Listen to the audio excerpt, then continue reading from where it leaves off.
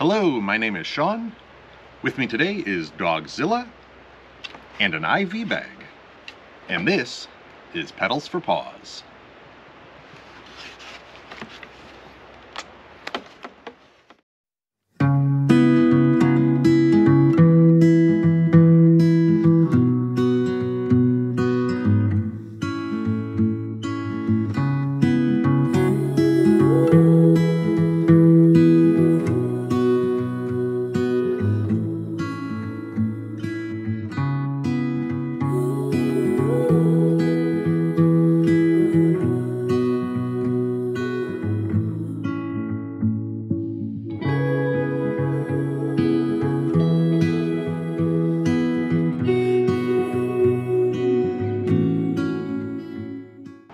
So today we have to give Dogzilla his IV.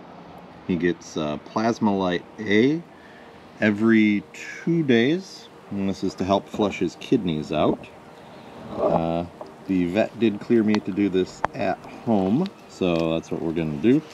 So the first thing we need to do is to get rid of this old needle from the last time. The vet said leave it on, so that you always remember to put a fresh one on when you do your next injection. So we've got the new one here. Just gonna rip it open.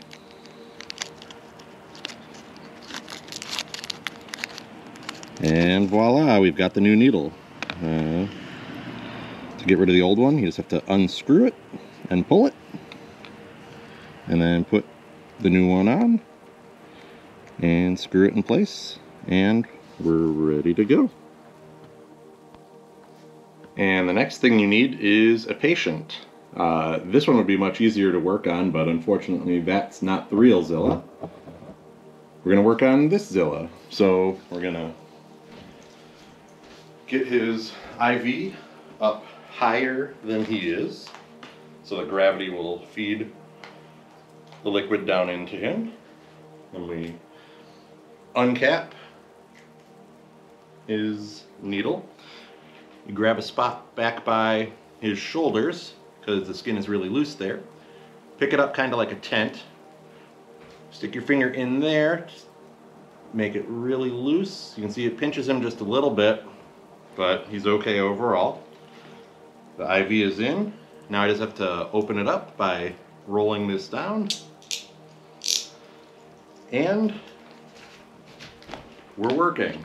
So the easiest way to do it is you're just supposed to squeeze. And the vet said you can squeeze as hard as you want, because apparently this is really strong plastic and we have to do it.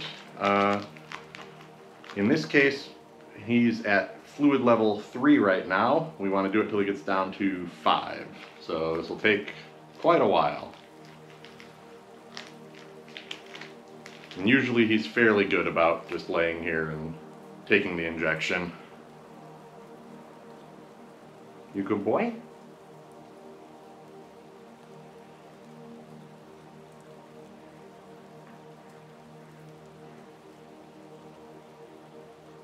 And this is because Zilla has stage 3 kidney failure, unfortunately.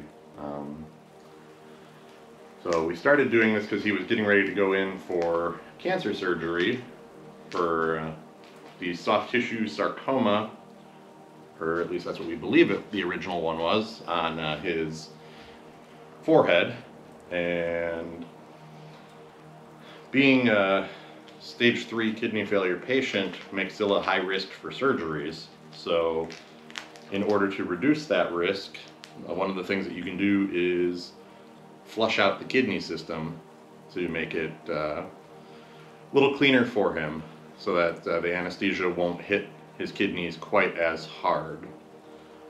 You can probably see his back is starting to get a small hump on it, like a little camel, and that is what is supposed to happen as this goes down. We're almost down to 4 now, so we're about halfway done. But that hump won't hurt him. He can have that back there. Usually takes a couple hours to disappear. If it disappears really quickly, that means that he's been dehydrated and really needed the fluids. That hump can also shift. With my other dog, Captain Fantastic, she had her hump shift and it slid down her side, and so she had a giant lump on her shoulder for a while. And doesn't hurt them, you know, they just need to absorb it, and it's just fluids. So, like I said, this process takes about 5 minutes or so. It just depends on how quickly this fluid goes out. Some days I have more luck than others. Some days he fights a little bit and he'll jump off the bed or the couch wherever we're doing this, and the needle has come out a couple times and squirted all over the house, and it's a little bit messy, but you know, he needs it to live, so you gotta do what you gotta do, right? Keep your babies alive and healthy. So he's just relaxing now. Like I said, it doesn't hurt him except for that initial pinch when it first goes in. One thing when you do this, when you pull the needle out, there's not blood typically. I've only had a little bit of backflow one time, and that was very small amount of blood. Didn't even see it on his fur or his skin, just in the needle itself. But when you pull the needle out, there's a hole in his back, and since that's where you put all of the fluid in, a lot of times the fluid will leak out, and so over the next 15 minutes to a half hour or so, he'll get a little waterfall kind of trail that runs down his back, and you know, doesn't hurt him. He doesn't lose all of the fluid out of his back, but he does lose some. So we're still just a little under 4, so we haven't made a whole lot of progress since the last time we looked. So I guess I need to squeeze harder, huh? And you can kind of see the plasma light dripping into here, and that shows that it's streaming then ultimately into his body. You want to make sure that there aren't air bubbles in your tube before you use it. If there's a small one, it's not a big deal, but you know, you don't want to be putting a ton of air into his back, because it's not natural for him, but it will eventually dissipate out through the skin. Looks like we're getting closer to the 5. We're at about 4.5. So he gets 200 milliliters every 2 days is what his prescription is for. You doing okay?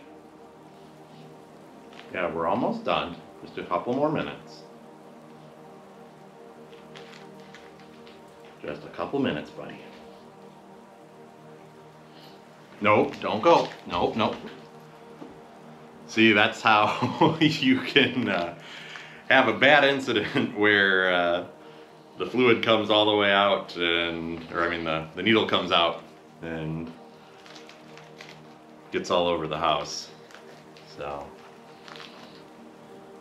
we're probably close enough, because it looks like you want to get moving.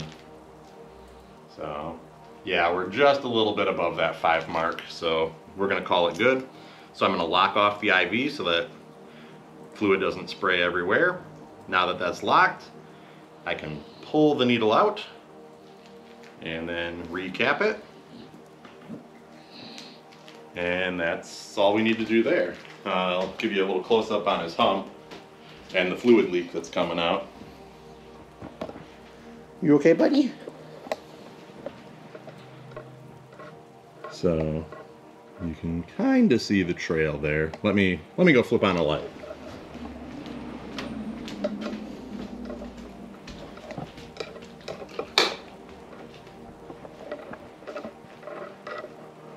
There, it's a little bit better. You can see just a little bit of liquid on his back. Not too much, like I said, it just flows out a little bit. It'll slowly do that over the next 15-20 minutes or so.